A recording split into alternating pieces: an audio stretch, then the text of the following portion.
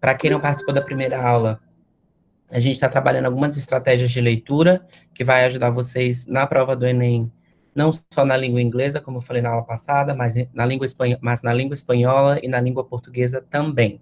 Além das outras disciplinas, porque vocês sabem que o Enem basicamente é muita leitura das questões, né? E hoje a gente vai continuar com as estratégias de leitura, né? Mas diferente da aula da última aula, nós iremos entrar um pouquinho mais específico dentro da língua inglesa. Hoje a gente vai falar dos grupos nominais. E a gente também vai entrar, vai praticar a resolução de questões com 3 questões do Enem, que eu trouxe para vocês de língua inglesa especificamente, certo? Sintam-se à vontade para perguntar no momento da apresentação, não tem problema. Quem está me acompanhando é o Vitor. Não é o Vitor, é o... É o Douglas, professor. Que eu lamento. O Douglas, pronto. Douglas, sente-se à vontade para me interromper na hora que houver pergunta dos alunos, não tem problema, tá? Tudo bem. Muito bem, gente. A gente, na aula passada, fomos até a unidade de número 6. Eu até pedi para vocês fazerem umas atividades que tem no livro. Depois eu vou soltar a chave de resposta dessas atividades, né? Para que vocês possam verificar como que vocês saíram. A última unidade foi a número 6, Scanning, né? A gente viu a estratégia de Skimming e Scanning. E hoje a gente vai falar da informação não verbal, que vai ajudar vocês em todas as disciplinas, como já havia falado anteriormente. Na aula do professor Paulo, vocês viram que há vários gráficos, várias figuras, né? Tudo isso nós chamamos de informação não verbal, ou seja, não pensem que verbal vem do verbalizado, falar. Não necessariamente. Linguagem verbal é toda linguagem que tem um código linguístico. Lembra que a gente falou de código linguístico na aula passada? Então, código linguístico é justamente alguma língua, né? Seja ela Libras, que o código linguístico é feito através de sinais, ou seja ela o português, o inglês, que o código linguístico é feito através de palavras. Essa palavra ela pode ser expressa de forma escrita e de forma oral. Então, o que seria a linguagem não verbal? A linguagem não verbal, ela é, como o próprio nome sugere, ela é uma informação que não é verbal, fornecida através de figuras, gráficos, tabelas, mapas e etc. Então, em muitos textos que a gente tem informação verbal e não verbal combinadas para passar a informação para o leitor, aquilo que se busca, às vezes, vai estar só na informação não verbal. E aí, muitas vezes, a gente só tem que ir para o texto mesmo em si, só para confirmar aquela informação. Hoje a gente vai ver uma questão do Enem que combina a linguagem verbal e não verbal, e vocês vão ver o quanto ela é importante para que a gente tenha a compreensão do texto no total, né? Tanto a imagem quanto o texto são muito importantes. Então, alguns exemplos de informação não verbal. O semáforo. O semáforo não tem nenhuma palavra lá escrita nele, mas ele se comunica com a gente, por isso é uma linguagem, né? Sabemos que quando está vermelho, não pode seguir em frente. Quando está amarelo, a gente já deve reduzir, porque vai ficar vermelho. E quando está verde, significa que a gente pode passar. Então, ela se comunica de forma não verbal. O apito do juiz numa partida de futebol diz que tem que parar. Alguma coisa aconteceu. O bocejo, quando alguém faz, a gente usa muito linguagem não verbal com o corpo, né? Um legal que a gente faz com a mão, a gente está se comunicando. Não é através de palavras, mas a gente se comunica. O bocejo já nos diz que, muito provavelmente, alguém está com sono. Só em pensar na palavra bocejo já me dá vontade de bocejar. É incrível, né? Identificação de gênero, né, da porta de banheiros. Não tem, muitos banheiros não tem escrito homem, mulher, nem nada, só aquele sinalzinho, aquele símbolo, né, que representa homem e mulher. Placas de trânsito, proibido virar à esquerda, proibido virar à direita, nada tem, com exceção da pare, que ali a gente tem linguagem verbal, que está escrito o nome pare. Então, muito claro o que é linguagem verbal para todo mundo, não verbal para todo mundo. Dentro dos textos, ela vai trazer informações que podem ser complementares ou informações que podem ser únicas, ou seja, que dentro do texto você não vai encontrar. Ela só vai estar dentro da imagem em si, ou do símbolo, ou do gráfico, da tabela, etc. Ok? Tudo bem até aí? Muito fácil essa linguagem não verbal. Lá no livro que eu passei para vocês, na página, a partir da página 38 até a página de número 42, tem algumas atividades. Ele traz um texto chamado Internet Video Threatens TV, né, que é os vídeos da internet ameaçam a TV. Ele traz alguns gráficos que vocês precisam fazer a leitura, e esses gráficos, linguagem não verbal, traz informações extremamente importantes para a resolução das questões que vêm a seguir. Então, aconselho vocês a praticarem essa estratégia lá nessas páginas que eu falei para vocês, da página 38 até a página 42. Depois a gente entra no que nós chamamos de inferência contextual. O que seria inferência? Bom, inferir alguma coisa é tirar a conclusão de, né? Então, a partir do que fulano falou, eu estou inferindo que ele quis dizer isso. Ou seja, eu leio ali entre linhas o que ele quis dizer, a ideologia por trás do discurso, né? E aí, quando a gente entende a ideologia por trás do discurso, a gente está fazendo inferência. Não está explícito, ou seja, não está dito lá explicitamente no texto, mas através de alguns aspectos eu consigo perceber que o texto quis dizer isso, a ideologia por trás desse texto. E isso é utilizado em basicamente todas as questões do Enem, independente da disciplina. Você tem que fazer muita inferência. Por quê? Porque lá no texto não vai vir a camiseta de Maria é vermelha. E a pergunta, qual a cor da camiseta de Maria? Não, né? Não vai vir dessa forma. Você vai ter que fazer inferências dentro do texto para poder chegar na resposta correta. Por isso que muitos ficam confusos nas alternativas, principalmente língua portuguesa, língua inglesa e língua espanhola. Porque você acha, mas todas estão certas, ou mais de uma está certa. Bem, nem sempre. Nem sempre não, nunca, né? A não ser que a questão seja anulada. Por quê? Porque a gente precisa levar em consideração, aí 50%, a inferência, aquilo que não está dito lá no texto, com todas as palavras, mas é perceptível durante a leitura do texto. Então, eu trouxe aqui para vocês algumas definições. São adivinhações, suposições do leitor sobre informações abordadas no texto. Supor o significado da palavra desconhecida pelo contexto. Aí é um outro tipo de inferência. Sentença em que ela aparece ou sentenças anteriores e posteriores. Quantas vezes você não já estava lendo em português mesmo, e aí veio uma palavra que você nunca viu, você não sabe o valor semântico dela, ou seja, você não sabe o significado daquela palavra, mas ainda assim você consegue entender o valor que ela tem dentro daquele texto. Isso quer dizer que você está fazendo inferência a partir do que veio antes e do que vem depois do significado daquela palavra. Quando a gente transpõe isso para a língua inglesa ou língua portuguesa, isso é uma estratégia que vai ajudar muito vocês, porque, que nem a gente falou na aula passada, o código linguístico, né, o conhecimento linguístico em comparação do inglês e do português, é que o português você já tem, o inglês não. Então, é mais uma dificuldade para a compreensão de textos. Então, como eu não sei muitos vocabulários em língua inglesa, eu vou ter que usar muito de inferências, ou seja, a partir das palavras que eu já conheço, a partir das palavras que são cognatas, que a gente já viu que são as cognatos, né? Aquelas palavras que parecem com a língua portuguesa e que têm o mesmo significado. A partir disso, eu vou tentar fazer inferências sobre outras informações no texto, inclusive palavras, né?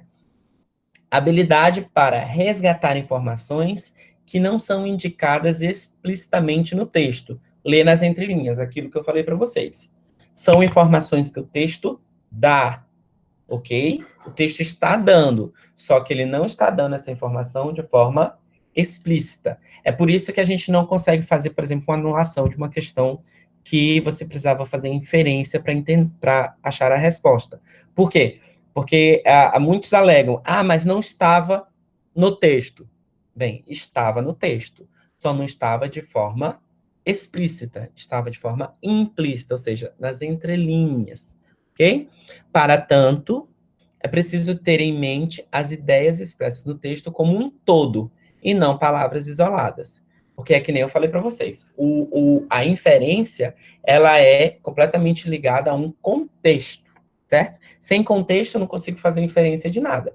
Lembra do exemplo da manga que eu dei na aula passada? Se a manga estiver dentro de uma receita, eu consigo inferir que aquilo dali se trata da manga da fruta, né? Porque dentro de uma receita só cabe comida. Se tiver dentro de outro contexto, eu vou inferir que aquilo se trata de um outro significado, e assim por diante. Então, quando eu penso na inferência, eu preciso pensar no contexto em que ela está inserida. Então, não posso trabalhar palavras isoladas, como o texto aqui traz. Eu preciso trabalhar eu preciso trabalhar o texto como um todo para eu ir fazendo a inferência dentro dele. Bom, aí a gente vai ter vários tipos de contexto, né? Vamos trabalhar primeiro o contexto semântico, que seria o significado do texto como um todo, ou seja, descobrir o significado de palavras e ideias a partir do contexto. O que é semântica? Semântica, gente, é a carga de significado que uma palavra tem. Então, quando eu falo, por exemplo, a palavra cup, que significa, a tradução é xícara. Tá. Qual seria o significado dessa palavra para gente? É aquele objeto que nós utilizamos para beber café. Bom, isso aí seria o valor semântico, né, dessa palavra. Por que é importante a gente saber o contexto semântico? Claramente, aquele exemplo que eu dei para vocês da manga. É a mesma palavra, mas tem um contexto semântico diferente, ok? Ela vai exprimir ideias diferentes a depender do contexto em que ela estiver. Quando a gente pensa no contexto linguístico, a gente precisa entender se aquela palavra está enquanto substantivo, adjetivo ou um verbo. Querem ver um exemplo? Deixa eu ver se eu consigo escrever aqui no slide. Querem ver um exemplo? Se eu falo... Opa, foi mal. Eu nunca sei voltar o slide aqui, gente. Espera aí.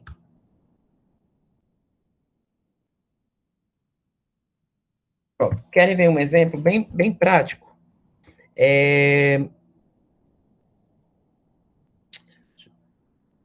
I like to drink water. E quando eu penso, I water, mesma palavra. My plants. Nossa, minha letra tá horrorosa. Ainda saiu, né? Aí, I water my plants every day. Eu tenho na primeira sentença aí a palavra water. Eu gosto de beber água. Tranquilo, water. Quando eu venho para a segunda sentença, I water my plants every day. Também tem uma palavra water, só que aqui o contexto linguístico é outro. Na primeira, se trata de substantivo, ou seja, água, né? A segunda, olha só, tá depois da pessoa eu. Eu, palavra que vem depois, automaticamente tem que ser o quê? Verbo, porque ela está fazendo alguma ação aí. Então, eu, água, minhas plantas todos os dias. Então, qual é o contexto, pelo contexto, qual é o significado dessa palavra? Eu agoo, né, de aguar, minha planta todos os dias. Então, o contexto linguístico que ele traz aqui é saber se essa palavra ela está na função de substantivo, se ela está na função de adjetivo, se ela está na função de um verbo. E a gente vai ver lá na frente, em outras aulas, que uma mesma palavra, em língua inglesa, ela pode ser um verbo, um substantivo, um adjetivo e até mesmo um advérbio. E escrita da mesma forma. Então, o que vai depender? Do contexto linguístico. Então, vamos para o contexto não linguístico, né? Contexto que seria aquele não verbal que eu falei para vocês. Pistas contidas em gravuras, gráficos, tabelas e etc. Então, quando a gente pensa nisso, vamos aqui numa pista. Quando eu coloco... Deixa eu ver se eu consigo escrever de novo. Quando eu coloco essa imagem aqui. Opa, acho que eu vou colocar melhor. Quando eu coloco essa imagem aqui, independente do que tem aí dentro, você já sabe o que significa isso aí. Se eu colocar aqui um cigarro, proibido o quê? Fumar. Se eu ponho o sinal da direita, da esquerda, quer dizer, proibido virar à esquerda. Então, eu já sei que só essa imagem em si aí se trata do valor semântico, lembra do que eu falei para vocês, semântico, o significado que isso tem para mim de proibido. Ok? Então, dentro do contexto, isso sempre vai ser proibido, certo? Vamos para a questão da organização textual, o contexto que cada gênero textual traz para dentro de um texto. Lembra que a gente já falou disso? Pistas contidas no título, subtítulo, divisão de parágrafos, layout, etc., vai me ajudar a identificar o gênero. Eu sei que o gênero é receita, eu sei que o contexto que aquele gênero pede é o contexto X, X, X e Y, uma vez que eu conheço bem o que é o gênero receita. Conheço quais estruturas que são utilizadas nele, os vocabulários mais comuns, o layout que ela se apresenta e etc. Então, vamos praticar um pouco. Vamos falar aqui do contexto vocabular, tá? Para a gente tentar identificar qual a palavra que está faltando pelo contexto. No exemplo abaixo, faça inferências para completar a sentença. Em uma biblioteca, os livros são de acordo com assunto, título e autor. Bom, os livros são... Então, eu já sei que aí a gente vai procurar um adjetivo, né? Tá dando qualidade, tá dando característica aos livros, ok?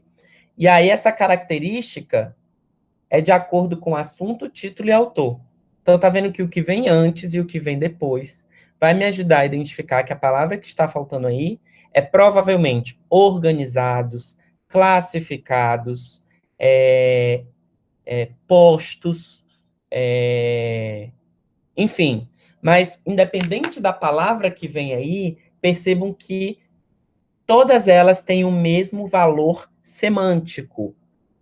Novamente explicando o que é isso. Tem o mesmo significado na nossa cabeça, independente de qual a palavra que a gente vai utilizar. Nesse contexto, a palavra são organizados, são colocados, são classificados, são postos, está significando exatamente a mesma coisa na cabeça de cada um de nós. Por quê? Porque o contexto não nos permite entender outra coisa que não essa de organização, de classificação, de postos, de colocados, de organizados. Certo? Vamos para a segunda frase. Uma longa exposição a pode prejudicar a audição. Longa exposição a alguma coisa. Então, eu sei que vai vir um substantivo aí. Pode prejudicar a audição. O que prejudica a audição? Bem, aí o que eu vou fazer? Lembra do que a gente falou de conhecimento prévio? Foi a unidade de número... Deixa eu ver aqui, vocês é para ter feito as atividades. Conhecimento prévio, unidade 4. A gente vai fazer uso da do conhecimento prévio. Bem, eu vou acessar meu conhecimento prévio para lembrar o que prejudica a audição. Eu sei que o que prejudica a audição é exposição a barulho, a música alta, a gritos. Mas entendam que, independente se eu coloco grito, música alta, barulho, tudo isso remete ao mesmo valor semântico, que é o quê? A ideia de qualquer coisa alta que prejudique a audição. Então, não preciso da palavra aí para entender o que essa sentença quer me dizer. Até aí, tudo bem? Não é Vitor, gente, eu esqueci. Douglas. Tudo bem, professor, nenhuma dúvida ainda. Ok. Então, isso também acontece quando a gente se depara algo que não é legível, alguma coisa está apagada, incompleta. Automaticamente, a gente usa essa estratégia para adivinhar o que está faltando para entender no texto. Sabe aquela xerox que a gente tira? Bem mal tirada? E aí que vem com algumas palavras que a gente não consegue identificar. Pelo contexto, a gente encontra, na maioria das vezes, o que a palavra quer dizer, certo? E isso, na língua inglesa, acontece da mesma forma. Também pode acontecer a inferência. Eu trouxe um exemplo. Qual é o significado da palavra way? Se alguém souber o significado, não diga. A gente só quer entender aqui, dentro do contexto, o que essa palavra way pode nos ajudar. Eu trouxe uma imagem que vai ajudar bastante vocês, que trata-se da linguagem não verbal. Então, tudo trabalhando para que isso aconteça. Só pela imagem, talvez eu consiga identificar? Não. A gente vai ter que ir para dentro do texto para verificar outros elementos. Reduce. Reduce aqui, deixa eu ver aqui se eu consigo. Reduce aqui se trata de um cognato, né? Reduzir. Reduzir, eliminate, eliminar, calories, exercise, tudo palavra carbohydrates, tudo palavra cognata, diet, todas são palavras cognatas que me ajudam a identificar o contexto desse parágrafo, né? Do que se trata. Então, agora eu vou olhar na palavra weight em si, né? Aqui, talvez essa primeira sentença esteja um pouquinho difícil para vocês. Many people are worried about their weight. Mas se eu souber que aqui é preocupado, muitas pessoas estão preocupadas, a palavra-chave. Sobre, eu já identifiquei o que é a palavra weight. Sobre o seu peso. A imagem me ajudou, todas as outras palavras me levou para dentro de um contexto específico, e aí é só analisar a estrutura. Preocupado sobre, e aí, o que as pessoas estão preocupadas? Se eu estou vendo um homenzinho em cima da balança, se eu estou vendo que tem carboidrato, tem dieta, tem caloria, tem exercício, eu vou fazer a inferência, que é a palavra whey, por mais que eu não saiba o significado. Significa eu trago o valor de acima do peso, ou gordo, ou alguma coisa nesse sentido. Então, não preciso saber a tradução específica, a tradução literal da palavra, para que eu compreenda o texto. Essa é a ideia da inferência. Vamos ver em mais um texto aqui. Agora, eu não coloquei uma palavra que exista. Eu substituí pelo barulho talk, né, que é a representação desse barulho aqui. Talk, talk, talk. Então, vamos lá. She powdered coffee into a cup. Then, holding the... she drank. Unfortunately, as she was placing it on the table, the fell from her hand and broke. Então, palavras importantíssimas que eu tenho aqui. Palavras-chave. Coffee. Beber, no passado. Table. Broke, que é quebrar no passado. Então, alguma coisa que quebra na mesa, beber, café, aí a imagem termina de matar a charada. Qual que seria essa palavra que talk está a substituindo? Muito provavelmente xícara. Não sei se era xícara, gente.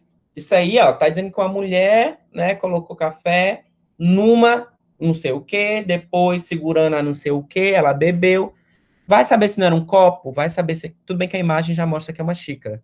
Mas entendam que a gente não tem a palavra em si, a tradução específica. Mas eu sei que o valor semântico dessa palavra é um recipiente em que ela usou para beber café. A gente tem a ideia de que seria uma xícara, porque a gente acessa o nosso conhecimento prévio para tentar verificar, para lembrar de que, bem, café se toma em xícara. Mas não necessariamente. Tem muita gente que toma num copo, né? Mas eu não preciso saber qual é a palavra específica. Eu já compreendi o texto a partir do contexto, fazendo a inferência. Tudo bem até aí? Vamos fazer mais esse exemplo aqui. I've just bought a matzah, so I drive to work. Olha, tudo eu entendo, né? Vamos supor, não sei se vocês entendem. Mas matzah, não sei nem pronunciar essa palavra. Bom, vamos lá. I've just bought. Eu tenho um verbo aqui, verbo comprar, no passado, no particípio, né? Passado particípio. Então, eu acabei de comprar alguma coisa, ao verbo dirigir o trabalho. Bem, o que que eu dirijo? E o que que eu posso comprar e dirigir? Um carro, ou um caminhão, sei lá, alguma coisa nesse sentido. Um transporte. Então, não sei o que alguém sabe como é que pronuncia isso aí? Eu não sei o que significa, né? Mas eu sei que tem um valor semântico, ou seja, uma carga de significação de transporte que a pessoa utiliza para ir para trabalhar. Muito provavelmente não é um caminhão, que se ela vai trabalhar, quem que vai trabalhar? A não ser que seja um caminhão, enfim, né, gente? Estou aqui viajando. Mas eu sei que é um transporte. E aí eu vou falar para vocês que Matza é uma marca de um carro, eu acho. Alguma coisa nesse sentido. Mas também não me interessa, entendi a frase. Ok?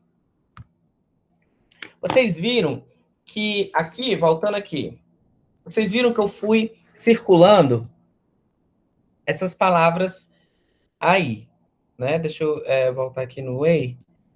O Way eu não circulei, mas não consigo voltar. Enfim. Vocês viram que eu fui circulando certas palavras. Eliminate, carbohydrates, exercise, diet, calorie. Por que eu circulo as palavras?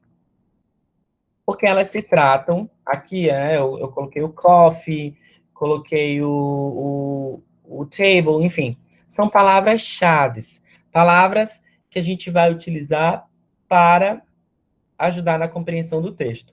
Como que eu faço isso? Como que eu faço para identificar essas palavras? Geralmente essas palavras, elas têm muita repetição, porque elas são elementos que possuem relação direta com o assunto tratado no texto. Então, quando vem aquela questão que nos pede, por exemplo, para identificar qual que seria o melhor título para o texto, eu vou nas palavras-chave. O que são as palavras-chave? As palavras que mais se repetem dentro do texto. Ok?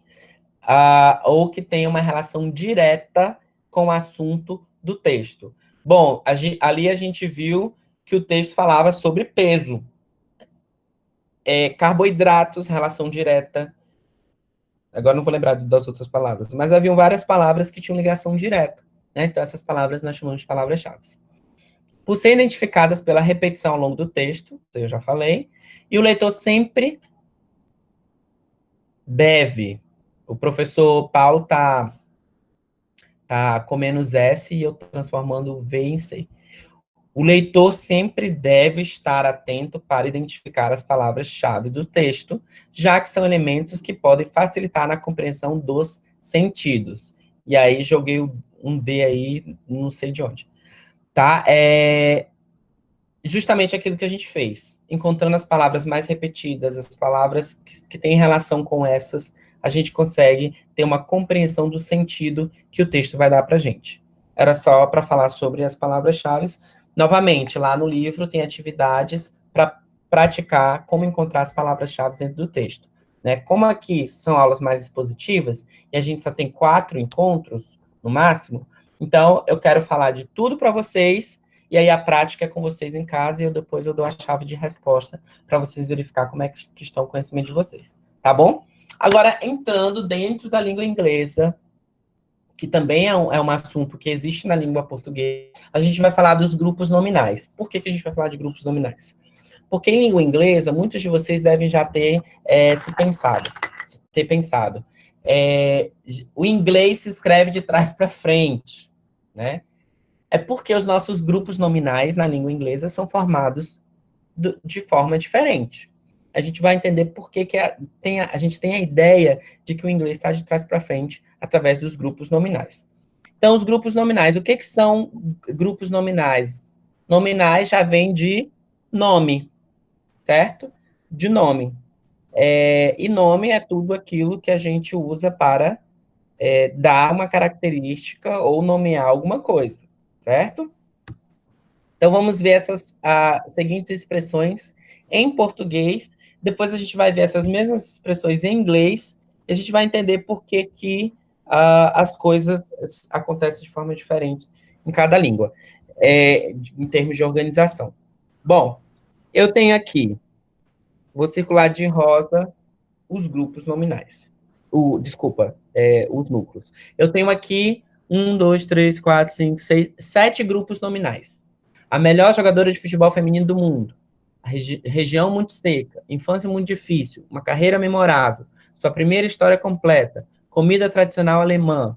Nome de família do meu pai. Vocês são grupos nominais, ok? Perceba, não há nenhum verbo aí. Por isso que é nome, grupo nominal. Não existe verbo dentro do grupo nominal.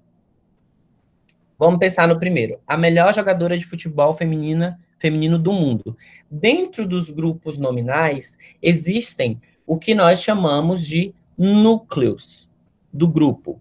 Ou seja, a palavra mais importante que dá o maior sentido ao grupo. Sem ela, o grupo perde todo sentido. Então, quando eu penso, a melhor jogadora de futebol feminino do mundo, qual é a palavra mais importante dentro desse grupo? Vamos lá. A melhor jogadora de futebol. Gente, melhor. Quem é melhor? Jogadora. Quem é de futebol? A jogadora. Quem é feminina? A jogadora. A melhor do mundo, né, no caso, é a jogadora. Então, a jogadora é que nos dá todo o sentido desse grupo aí. E sem ela, a melhor de futebol feminino do mundo, a gente não sabe do que se trata, perde todo o sentido. Na segunda, região muito seca. O que é muito seca? A região. Então, achei o nosso grupo, o nosso núcleo. Infância muito difícil. Infância, né? Uma carreira memorável. Carreira. Sua primeira história completa. História. O que é a primeira? A história. O que é completa? A história. O que é sua? A história. Comida tradicional alemã. Comida, muito bem. O que é tradicional? A comida. O que é alemã? A comida. Nome de família do meu pai. Vai, gente. Léo disse nome, Everton disse família. Nome. O que é de família, Everton? O nome. O que é do meu pai, Everton? O nome. Então, o nome era só para te testar. Sei. Então, olha só. Achamos o núcleo. Perceba, o núcleo às vezes está no começo, às vezes está no meio. Né? Aqui a gente não teve nenhum exemplo no final. Certo? Dentro dos grupos. Isso é o que nós chamamos de núcleo. Ok? Bem,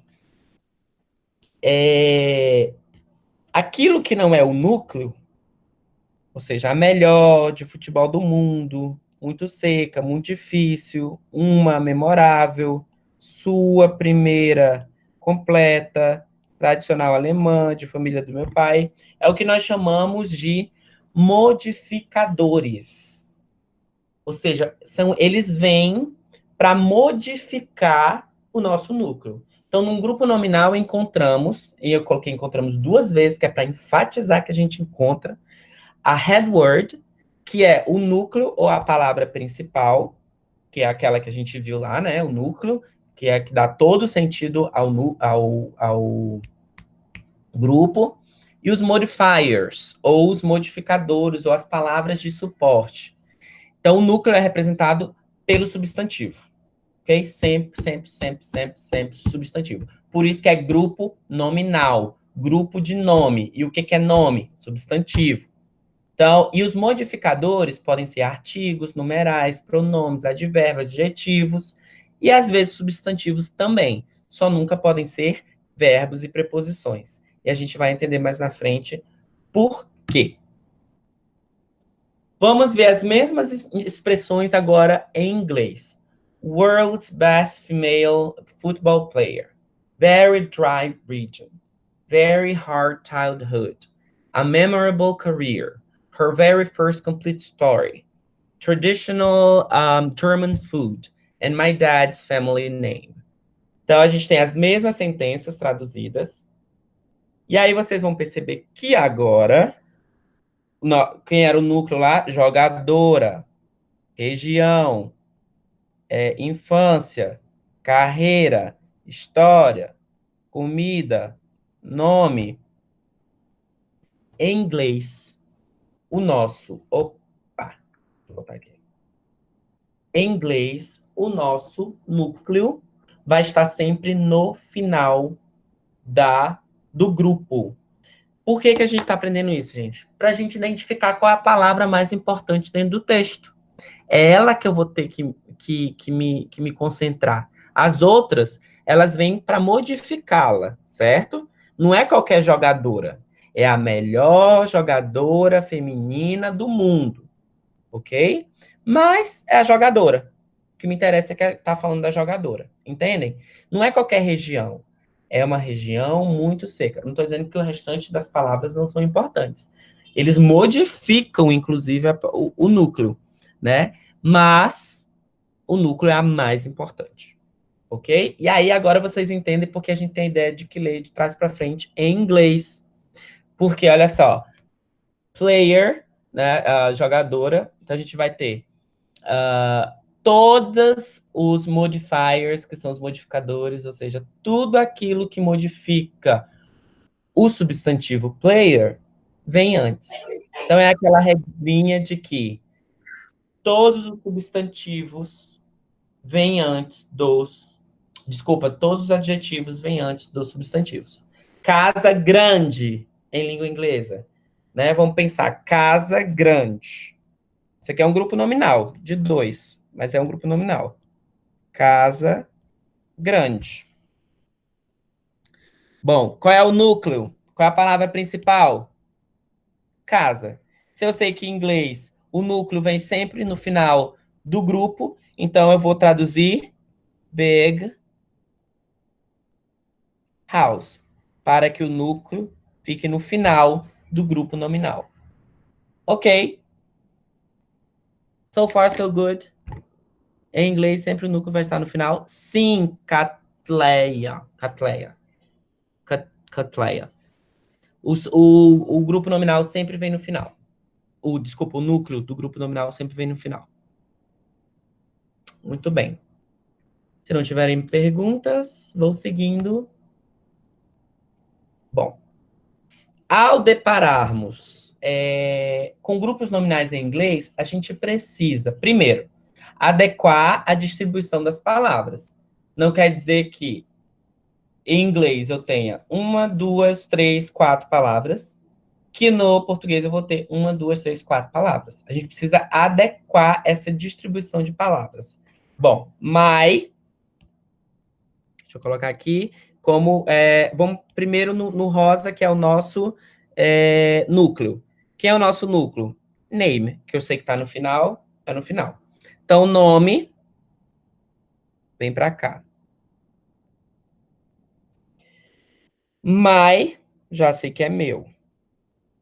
Dad, já sei que é pai. Family, já sei que é família. E esse apóstrofe S aqui é o de posse do pai, né? Por isso que tem esquinas, bar da esquina.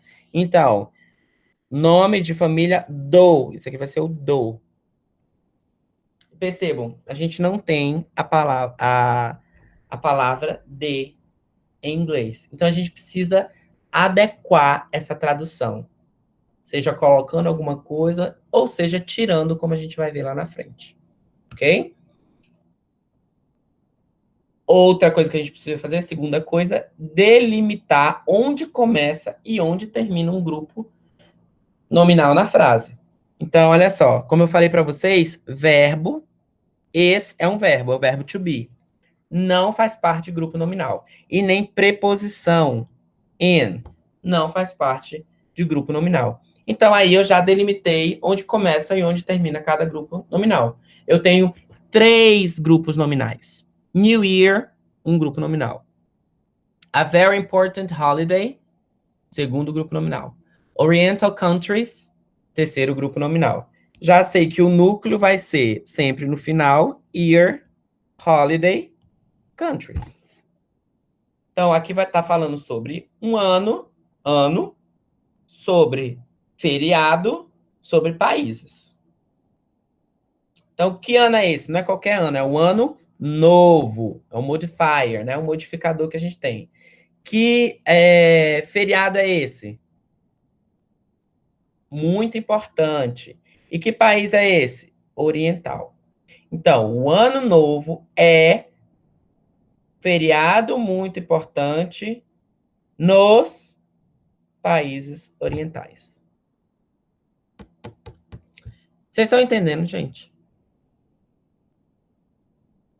Sim, muito bem, Léo.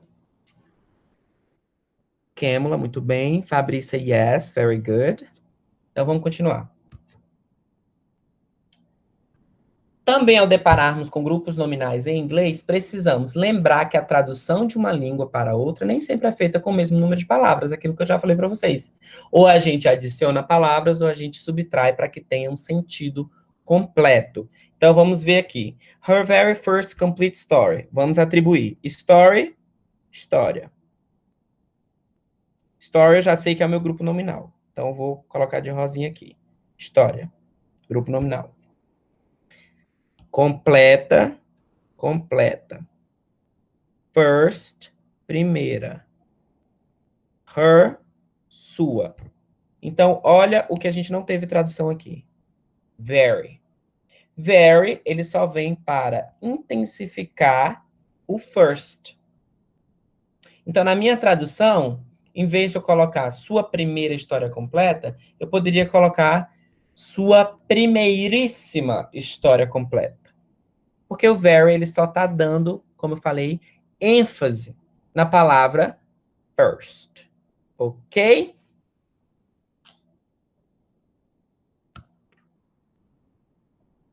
A gente vai ver as 3 resoluções do Enem e vamos ver como a gente pode colocar esses conhecimentos. Eu não separei nada do grupos nominais, mas separei coisas das outras estratégias que a gente viu para a gente debater aqui dentro dessas questões. Primeira questão. Vocês conseguem ler? Tá muito pequeno? Como é que tá? Tá de boa, né? No meu celular dá para ler aqui. Bom, essa é uma questão do Enem de 2017. E ele traz um texto, certo? E aí eu vou direto para a minha pergunta. A autora desse comentário, já sei que se trata de um comentário. Lembra do gênero? Sobre o filme Frida mostra-se impressionada. Ela está impressionada com o fato de a pintora, quem é a pintora? A Frida, né? Ter uma aparência exótica, vender. Bom, vamos para a resolução, né? Eu vou precisar ler esse texto todo, gente, pelas estratégias que a gente já viu lá, pelas estratégias de skimming, scanning, reconhecimento de gênero textual, etc, etc. Não vou precisar ler o texto todo. Eu já sei que ela está falando. Mostra-se impressionada. A palavra-chave, lembra da palavra-chave que eu falei? A palavra-chave é impressionada. Lá no início do texto, eu já consigo ver um cognato que vai me ajudar aí. Impression. E aí eu fui separei aqui para vocês Só a pergunta, né? A autora mostra-se impressionada. E aí eu peguei o trecho. Impression, aqui. On me in the film was Frida's comfort in and celebration of her own unique beauty. Palavras-chave aí, ó. A impressão está em quê? No seu conforto de quem? Da Frida, lembra do apóstrofo S? E na celebração da sua beleza única. Então, impressão em mim no filme da Frida foi o seu... Aí eu fiz uma traduçãozinha aqui para vocês entenderem melhor. Então, vou para as questões. Ter uma aparência exótica? Não. Vender bem a sua imagem? Pode ser, né? Se ela tá confortável, comfort, celebration, vamos deixar aí. Ter grande poder de sedução? Não diz nada disso. Assumir a sua beleza singular? Também pode ser. Na verdade, prefiro essas. Por quê? Olha aqui em cima. Beleza única. Unique beauty. Recriar-se por meio da pintura? Nada a ver. Vender bem a sua imagem já não me entra mais. Eu acho que a D tá bem melhor. Então, é tudo questões de como que fala? De exclusão, né? Pelas palavras-chave, pela estratégia que eu utilizei, eu consegui chegar a uma resposta mais cabível. E, de fato, é a letra D.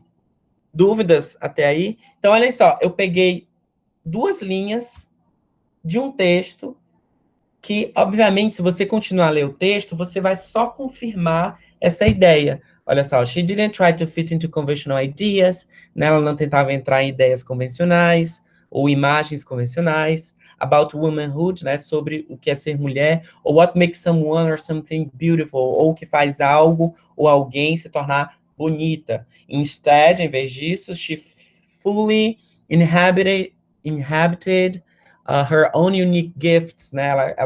Ela intensificava os seus gifts, né? Os seus dons únicos, not particularly caring what other people thought, sem se preocupar com o que as outras pessoas pensavam. Ou seja, todo o resto do texto só vai me confirmar que ela assumia uma beleza singular que ela tinha.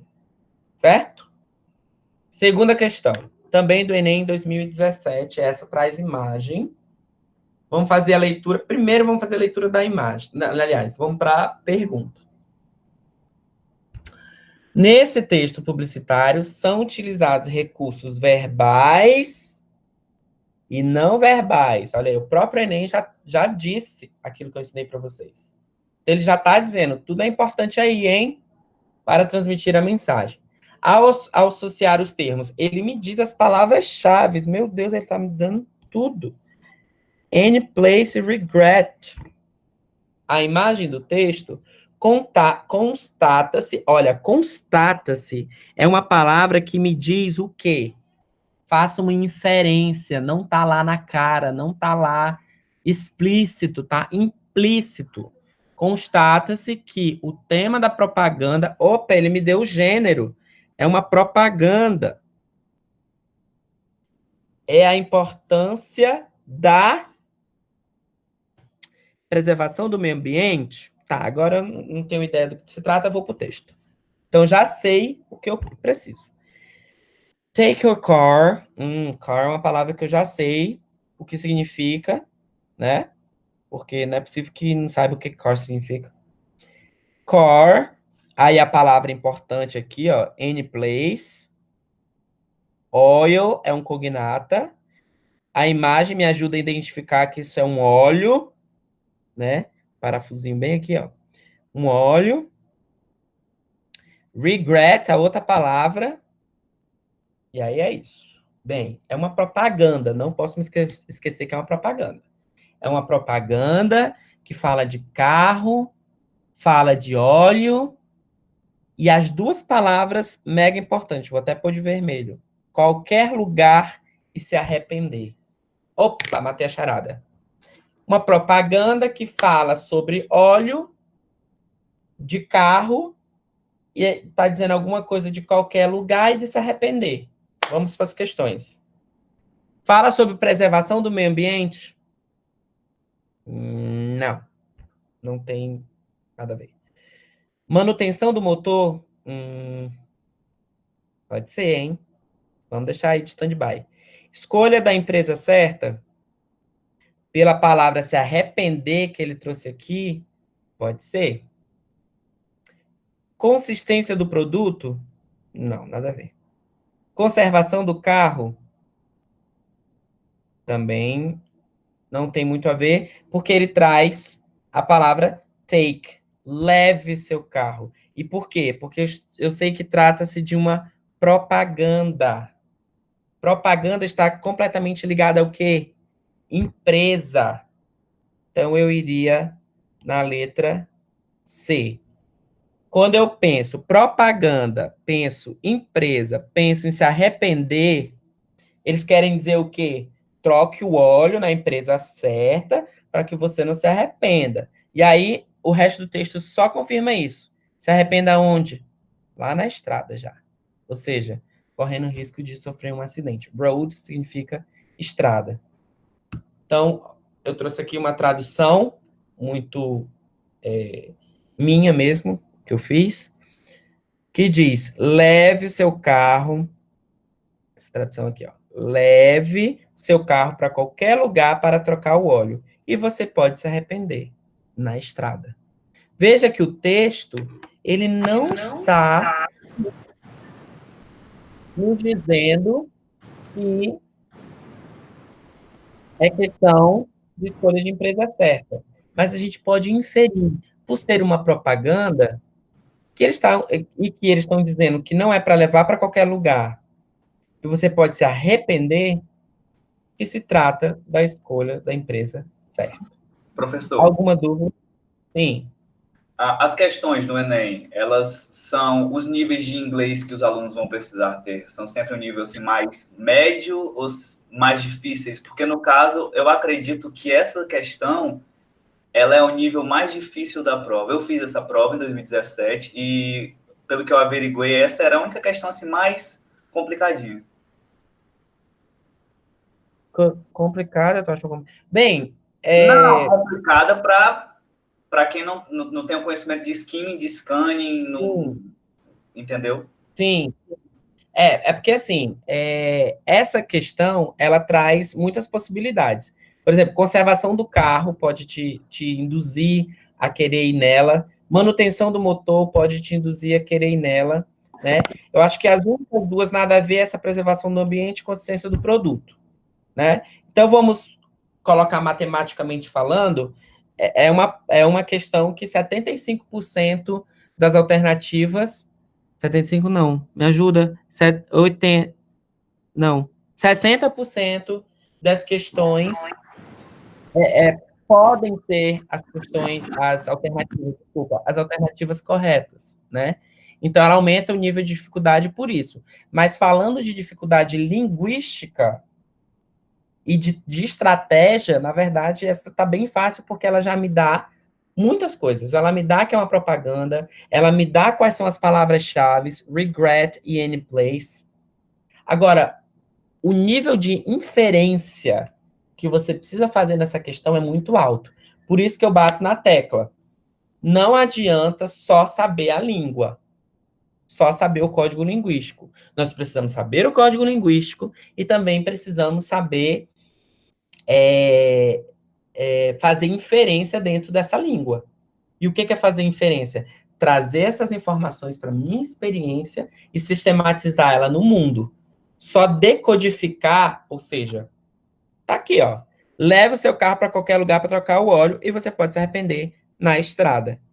Isso não me diz a resposta. Eu preciso inferir, né? Então, nesse sentido, talvez o Douglas pode levar o nível de dificuldade da questão, uma vez que ela pede um conhecimento linguístico, porque se você não souber o que é regret, se você não souber o que é in place, Você pode se dar mal, né? Porque são as palavras mais chaves aí para você chegar na questão da escolha da empresa certa.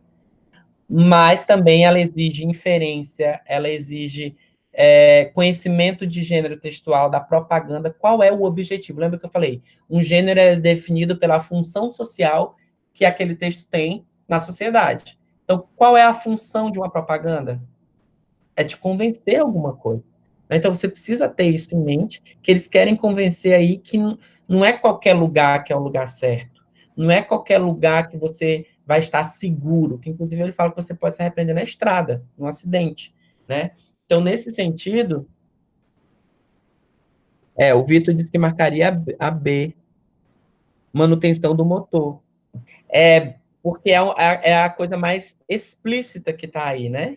Fala de troca de óleo, fala da imagem lá inclusive do parafuso, então nos induz a pensar nessa manutenção do motor.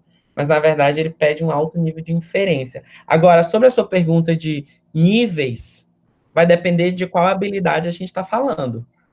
Na habilidade da inferência, essa aqui é alto nível, né? Você precisa ser muito bom em fazer inferências.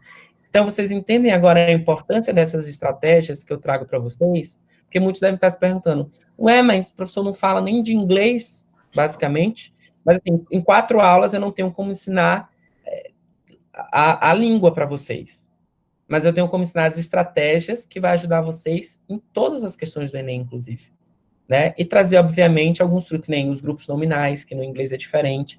Né? Então, a gente vai entrando na língua para uns tricks, porque a língua, a prova, ela sempre traz questões linguísticas muito específicas, que se repetem, como a questão dos grupos nominais, a gente vai ver as questões dos afixos, né, que são aquelas partes da palavra que antecedem e sucedem o radical dentro da língua inglesa. Então, isso são temas, os tempos verbais, isso são temas que são recorrentes nas provas que a gente vai ver, mas eu não tenho como ficar ensinando inglês para vocês, mas a estratégia de como resolver essas questões, porque elas não pedem só conhecimento linguístico. Coloquem isso na cabeça de vocês. Ok? Então, não tenho como falar de nível de inglês aqui, Douglas. A gente tem como falar nível de estratégia.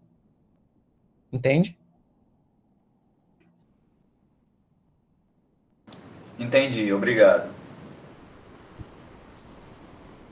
Não sei, cara. Última questão. Eu tenho quanto tempo ainda? 12 minutos. Valeu. Última questão, em amarreta. Bom, eu tenho aqui.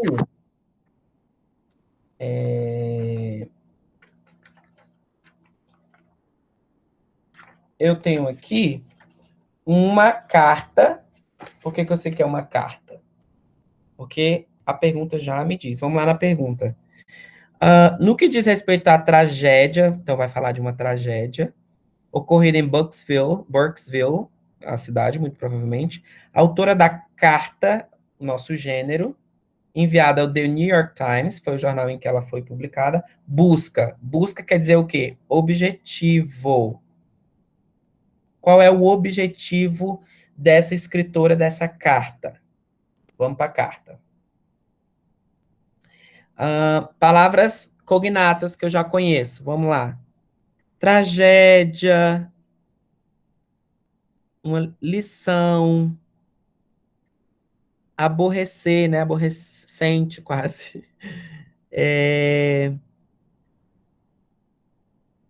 Introduzir, né? Introduzir, o que mais? Palavras que eu já sei, crianças, jovens, né? Young, irresponsáveis, para prática de segurança básica. Ó, potentially lethal, né? Potencialmente letal. Bom, quem sabe essas palavras, né? Armas, facas. Então ela fala aqui, I wish the family of the victim. Então ela deseja a família conforto, né? A família da vítima durante. tempo difícil, simples acidente, para mais, olha, ela ironiza acidente. Por que que eu sei que ela ironiza acidente? É que quando a gente coloca alguma coisa entre aspas, a gente pode ser um recurso de ironizar, certo? Quem nunca falou alguma coisa e fez assim com os dedinhos, vocês não estão me vendo, mas como se estivesse colocando aspas, que você está ironizando aquela colocação, né? Então é exatamente as aspas que me diz que ela colocou ali acidente, mas não é bem um acidente, né? Então, por que que ela pensa isso, que não é bem um acidente? Vamos lá para as questões. Qual é o objetivo dela? Então, por ela acreditar que não seja um acidente, ok? Porque um acidente é aquilo que acontece quando não se pode evitar, né? Então, vamos ver lá o que que ela fala. Reconhecer o acidente notificado como um fato isolado. Bem, quando ela fala aqui, ó, para mais acidentes, ela não reconhece como fato isolado. Ou seja, só aconteceu ali e não acontece nunca mais. Ela não reconhece como fato isolado. Ela responsabiliza o irmão da vítima pelo acidente? Será que ela responsabiliza o irmão da vítima pelo acidente? Quando ela diz assim, eu desejo à família um conforto, né? Eu desejo a família da vítima conforto durante esse tempo difícil. Ela não vem responsabilizar ninguém. Apresentar a versão diferente da notícia publicada pelo jornal, eu acho que essa é a mais nada a ver. Reforçar a necessidade de proibição do uso de arma por crianças ou expor sua indignação com a negligência de portadores de armas. E aí? O que que é tópico frasal que eu falei para vocês? Vocês lembram o que que é tópico frasal?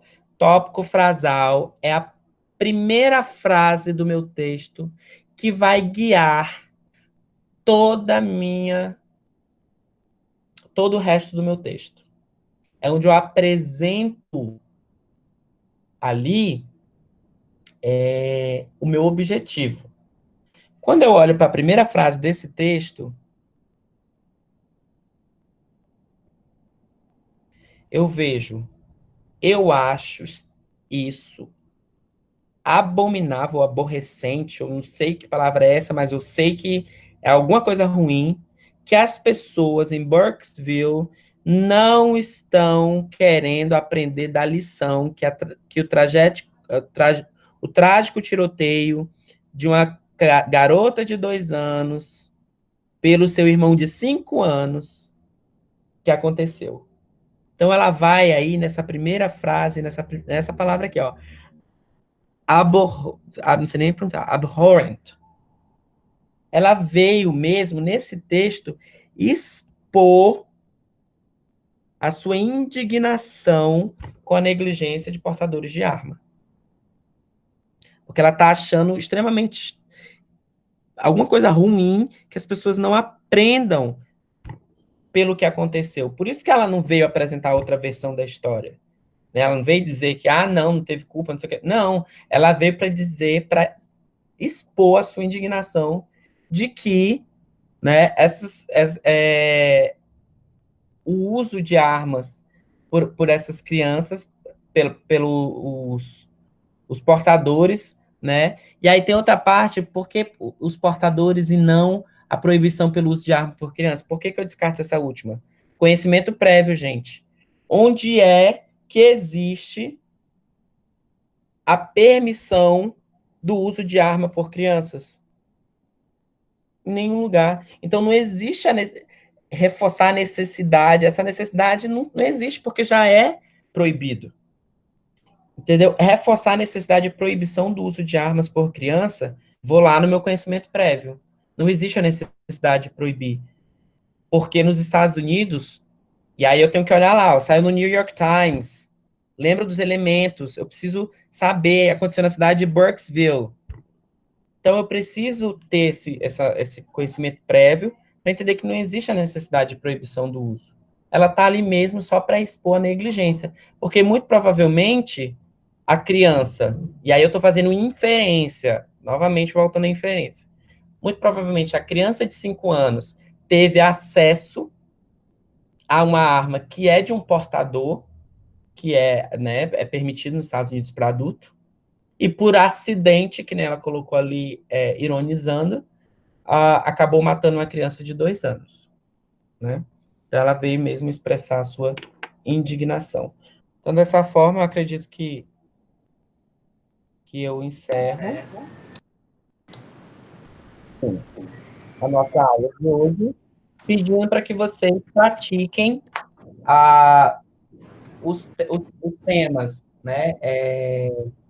Informação não verbal, inferência contextual, palavras-chave e grupos nominais, ou seja, as unidades